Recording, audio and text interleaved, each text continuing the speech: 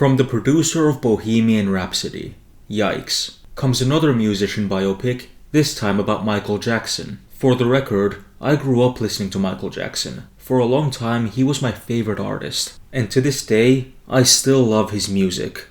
But I also think he was a terrible person. I'm just saying. It's not something I'm gonna focus on in this video, because trust me, I have many other reasons to hate this film. But going into this film already knowing that they were gonna treat Michael Jackson as a saint, did put a sour taste in my mouth. But with that out the way, I want to focus on this film in a vacuum, and describe why I truly believe it to be a bad movie. And if you enjoy this video, feel free to subscribe, I greatly appreciate it. The main issue with Michael is that it serves no purpose. If you asked ChatGPT to write an inoffensive screenplay about the life of Michael Jackson up until the release of Bad, this is the exact screenplay you would get. And I'm not exaggerating at all. You could easily write this screenplay in a week. If you combine all the tropes and cliches of every single musician biopic ever made, you would get Michael. The main difference is, those other films actually have a beginning and end. Michael doesn't. Cause like I said, this film only covers the life of Michael Jackson up until the release of Bad. And you may think that's enough material for one film. It probably should be. But with how this film is executed, it absolutely wasn't. The entire story of this film basically goes as follows. Spoilers, I guess. Michael is talented. Michael's dad is abusive and exploits his talent. Michael becomes famous and wants to be independent. But the dad still wants to use Michael to get money. Eventually Michael's hair catches on fire, but eventually he recovers and refuses to take any more abuse from his dad. End of story. Now don't get me wrong, there are ways to get away with having an overly simple generic narrative, such as by populating the film with interesting characters, exploring rich themes, or having a unique filmmaking style. But of course, none of those apply to Michael. The characters in this film are one-dimensional. Michael is just a perfect saint who never does anything wrong, and the dad is basically this larger-than-life comic book villain. Neither character goes any deeper than that, and if we're being honest, these are the only two characters in this film that actually matter. Everyone else is basically a background character. And when it comes to the acting performances, there really isn't that much to say. Jafar Jackson and Coleman Domingo are by far the best parts of this film, but it's not like they're enough to make the movie any better. They do what's asked of them, and they do it well. But the material they were given is garbage. Sure, Jafar Jackson does a good job imitating his uncle, but in and of itself, there's no value in that. If I want to watch a Michael Jackson performance, I'll just watch a real performance. Because this film has nothing to add.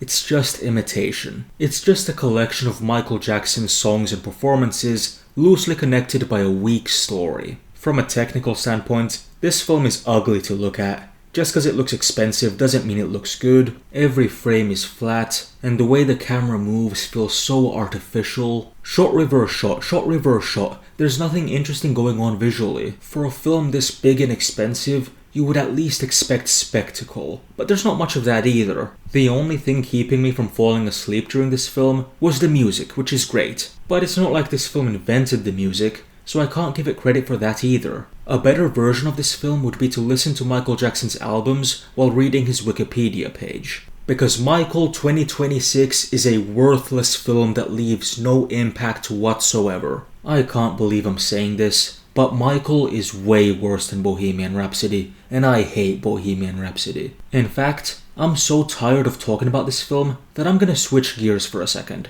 Michael, 1996, directed by Nora Ephron, is the best movie named Michael. It's one of those 90s movies that could never get made today. It made over $100 million at the box office purely because it stars John Travolta and a dog. It's essentially a light-hearted road trip movie about an angel played by Travolta. It's a comedy, but it doesn't really have many laugh-out-loud moments. Instead, it's just kind of amusing throughout. It has a bit of romance, a bit of action, very much a movie I can imagine moms enjoying. But what do I think? Well, I think it's cute. It's not a masterpiece, but I had a good time with it. It's the kind of movie that's pretty mediocre throughout, but has a few great standout moments and leaves its audience on a happy note. Travolta is charismatic in this role, and the rest of the cast does a good job too. And I actually quite like the cinematography in this film, particularly during the staircase scene, which I find really beautiful. But as for my issues with Michael, I do think the film can get a bit too silly for its own good.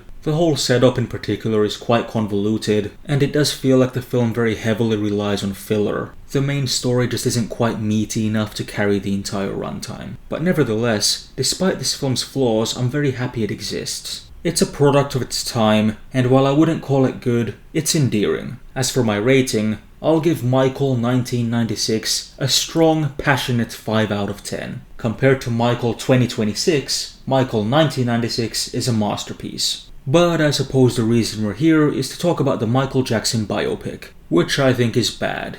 It's soulless, spineless, and pointless. The only reason I'm excited for the sequel is because if they play You Are Not Alone, they're gonna have to credit R. Kelly in the end credits, which I think would be funny. As for my rating for Michael 2026, I'm gonna give it a 1 out of 10. You may think that's an over-exaggeration, but I don't know, I can't think of a single reason not to give it a 1 out of 10. The nicest thing I can say about this film is that some of the performances aren't bad. That's it. The songs of course are good, but they've existed for a long time. I'm not giving this film any credit for them. And you know what? That's pretty much all I have to say for now. Leave a like and subscribe if you enjoyed this video, and I'll see you next time.